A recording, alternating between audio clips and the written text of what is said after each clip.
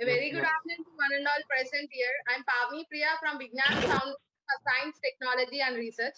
I welcome you all to the Webarian, Reframing Stress and Anxiety. It's a known fact that nowadays one must have conscious about the mental health as much as their physical health. And anxiety is an emotion characterized by feelings, tension, worry, thoughts, and physical changes. 2020 has definitely been a challenging year. Vignan's University has doing its best in handling out the best to the students through online classes and course material. Despite all these things, it's not a hidden fact that this year has affected students in its own way. In a student's life, these two factors affect a lot in pretty much all areas of individual well-being, including sleep, diet, mental and physical health, self-esteem, social interaction, academic performance, and whatnot. One must be aware of these factors, keeping these situations in mind. Vignan's University has established a Student Council Center (SCC) in association with Department of Science and Humanities and Office of Dean Student Affairs. Here, every individual is taken care of extremely well and conducting seminars, counseling hours, and special attention towards hostels. With this begin just the beginning. We'll now further listen to a talk by scientist Ms. Samyuktha Annamraju and the founder of the Mind Tab Hyderabad. I now request you all to sit tight and size the most of the today's session. I now call upon Ms. SCC VFSTR Ms. Shabina Azmin Sheikh to speak few words. Ma'am, please. Thank you. See, there is a saying that you cannot always control what goes on outside, but you can always control what goes on inside. Stress is an irritating condition where excess of work and overload which reduces the concentration and the normal working condition of any person. Students are the most frequently affected by stress due to their academic life. As a campus psychologist working in this institution, I have had an opportunity to meet and interact with many of you like who have full of aspirations to lead long and successful life. But I also understand a student's life is subjected to different kind of stresses such as pressure of academics with an obligation of success, uncertain future and difficulties for integration into the system. These students face social, emotional, physical, and family problems which may affect their learning ability and academic performance. So, friends, it is important to keep our mind always harmonious to lead a happy and meaningful life. So today's we have an eminent psychologist, Ms. Samyukta Annamraju, who is a renowned expert in student counseling. On behalf of Student Counseling Center, Department of Science and Humanities, and Office of Dean Student Affairs, we are hosting this event for students, scholars, faculty on a pertinent topic, befriending stress and anxiety. This will help in understanding the symptoms, sources, and effects of stress among the student community and others. Let us initiating the proceedings by first inviting Professor and Dean Student Affairs, Dr. MSS Rukmini, to welcome the chief guest and make the opening remarks on the significant celebration of International Stress Awareness Day in our campus. Dr. MSS Rukmini, as a Dean Student Affairs, looks after all the welfare activities of 7,000 students, which indicates national and international students. I now request Dr. MSS Rukmini to proceed further. Thank you, Mrs. Shabana, and welcome, dear Samyukta ma'am, to our Vignan University family. And I thank all the students, faculty, parents, and deans and HODs for this very good session.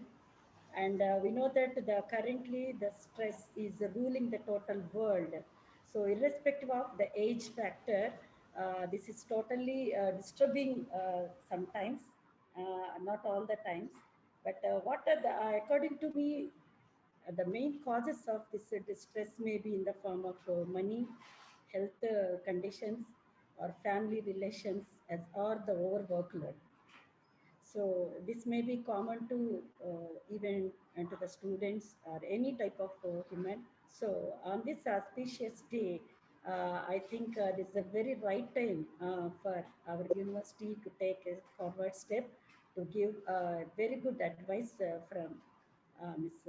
Samyukta ma'am, and get the inputs and come out of this type of to turn their stress into a positive stress and be successful in life, because it has a several effects on the health, so that whenever it lead to the top level of high stress, so that we will take bad decisions. So that's why I request Samyukta ma'am to give your valuable suggestions which are suitable for different age group of people who are very eager to listen to you here. Thank you, and welcome once again to Vignan University. Thank you, ma'am. I would also like to thank Rukmini ma'am, Shabana ma'am, and Raghav sir for this lovely opportunity to extend the knowledge that I have gained through my education. And we are first going to talk about what exactly is stress and anxiety, and how does it look like for students. And of course, stress is different for each person. No two people stress looks alike, right? So given that, I kind of would try to cover the overarching meaning of what stress is and how stress might look like for you all, for students. Then I have an extremely interesting tool which is called the magic wand and the dial. And these I'm going to talk a little about how these tools can help you deal with your stress and anxiety. So make sure you pay attention to that part. Then we will take a peek into what happens in our brains when we experience stress or anxiety. And I have put up some fun characters for you all to kind of understand what happens in our brains, and those fun characters are going to be explaining to you what happens. Okay, then we have the $100 question of, but how on earth do I manage these difficult emotions? How on earth do I manage my stress and anxiety? So there I'm going to tell you something that I'm pretty sure that no one has ever told you before. Okay, so what causes stress? So there are external stressors and then there are internal stressors. So external stressors could be things like your exams, your career decisions that you might have to take, your current financial situation, or even if you are in toxic relationships. And by toxic relationships, I mean relationships that are not respecting you, that are not giving you the space for you to be who you want to be, and relationships that are simply exhausting and draining you. So that can be a major source of stress. Then there can be critical people around you who are also causing you a lot of stress. Move on to internal stressors. So these could be negative thinking patterns such as, I will not be able to do this, I will never be able to cope with the situation, which relates to the issue of having low self esteem, where you start personalizing everything and you're like, things are not happening, things are not good because I am not good, right? I'm not good enough. So those kind of thinking, that kind of self blame happens. So your thoughts might be like, I do not have what it takes to do well in life, or even thoughts like, I'm not worthy of love. And especially this last one, I'm not worthy of love, is such a difficult thought to hold on to. And a lot of people feel that way, unfortunately. And it usually comes up, or that thought kind of comes up because you probably grew up in a family that where you might not have received. Okay, so if I give you a magical wand and told you that all your difficult emotions would go away if you use it, if you give it a go, and you would feel extremely happy and elated if you use that magical wand. So the idea is that a lot of people come to me saying, I want to get rid of my anxiety, I want to get rid of my emotions, I want to get rid of my depression. So a lot of people come to me talking about, uh, asking me to help them get rid of their anxiety, to help them get rid of their depression. But I kind of encourage them to take a closer look at what their emotions are doing for them, right? So let's say, for example, you have your anxiety. Your anxiety is telling you some wonderful and beautiful things about you as a person. So if your anxiety is basically saying, I want to do great things in life, and I have high standards for myself, which is why I'm feeling anxious, let's face it, it's tough to deal with these emotions, and if they're too much it can feel very overwhelming. So it is important to dial it down, but maybe not to completely get rid of them, right? Okay. So before I talk about how to manage these difficult emotions, I would like to talk to you about what happens in your brain when you face these difficult emotions, right? Okay, so we have some interesting characters here for you to explain what happens in the brain when you're stressed. So let's say there are two floors in your brain, right? The upper floor and the bottom floor. So on the upper floor, you have all these cool tools like problem solving, creativity, being calm, and on the bottom floor, you have frightened, you have alert, and you have bossy. So let us say a tiger comes into your room right now. Um, what happens is your top floor literally flips off, right? And your bottom floor becomes active. So frightened gets frightened, and alert kind of alerts the entire system. And then bossy has only three things to say right now.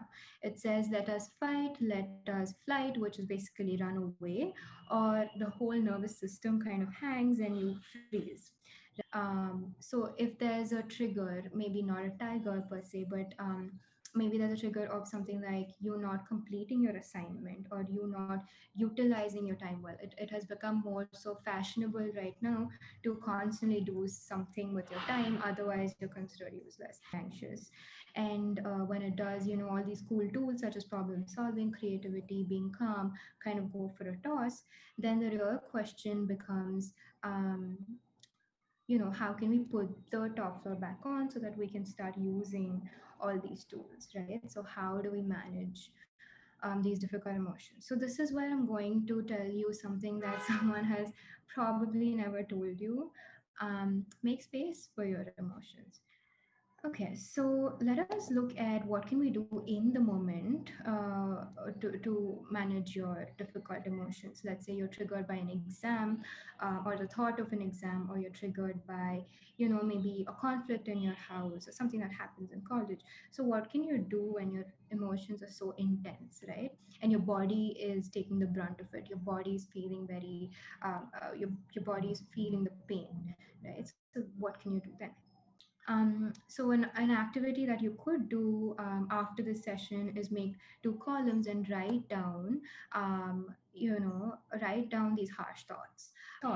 So actually Buddha was the one that came up with this, and he said that the way you think influences the way you feel. So Albert Ellis, who is in that, so you're now making space for your emotions, and you're telling yourself that that it's okay to feel anxious. So and then you're observing your critical voice, and you are replacing it with a more compassionate one as a person, and then you're able to create that healthy cycle um, of completing tasks and feeling more confident. So let's dive into see how can you cope with COVID. I see that, this is a question for a lot of people. So yeah, how do you cope with COVID? So first of all, I want to say that all your emotions, everything you are feeling right now, actually before COVID or during COVID or after COVID, are extremely valid, right? Don't let anyone invalidate your feelings. No matter what you are going through, remember that you're not alone. So, if you ask me that question, any time is a good time to ask for help, right? I would say do not wait things to snowball. Do not wait for you to feel at the very end of at the very bottom of the ocean. It is right. Okay. So, we've pretty much come to the end. I would like to end it with a quote, and then I can share some resources with you. So, this is one of my favorite quotes. It says that. It's from Carl Rogers. It says that the curious paradox is that when I accept myself just as I am, um, this is for people who are experiencing panic attacks or any intense anxiety. I hope it has been really, really helpful for you. And I just want to mention that you can always reach out to me if you have any questions. And right now also we can definitely take in some questions. And I'll stop sharing my screen. Thank you, ma'am. We have collected some questions from the audience. Sure. Yes. How should we overcome stress during exams, ma'am? Okay, so I think it has, if you go back to the PPT and look at it, it definitely has a lot of tips in that. But like I said, right, exams, so it depends on the way you're looking at exams. For some people, exams is kind of make or break, or it's telling them they're automatically going into that thought pattern of, if I don't do well in this exam, I'm going to be a loser, I won't be worth it. So then it creates a lot of stress and a lot of anxiety, which is probably why we see some students even having panic attacks before they go and write exams, right? Because for them it means a huge deal, right? So it's important to reframe your thoughts. I think I've spent a considerable amount of time on that to kind of rephrase that, this exam is important, but it is okay, I'm going to give my best and we'll see what happens, right? And also believing that you have what it takes to complete these exams. Constantly using self affirmations to tell yourself that you definitely have the capability to do it. Instead of falling prey for the cycle of anxiety, try to replace it with a more healthy way of thinking, and a more healthy way of dealing with it is, kind of like breaking it down and doing one thing at a time. So that is those are really help those have been proved to be very helpful for people dealing with exam stress. Thank you, ma'am. Ma'am, how can we identify that we are in chronic stress?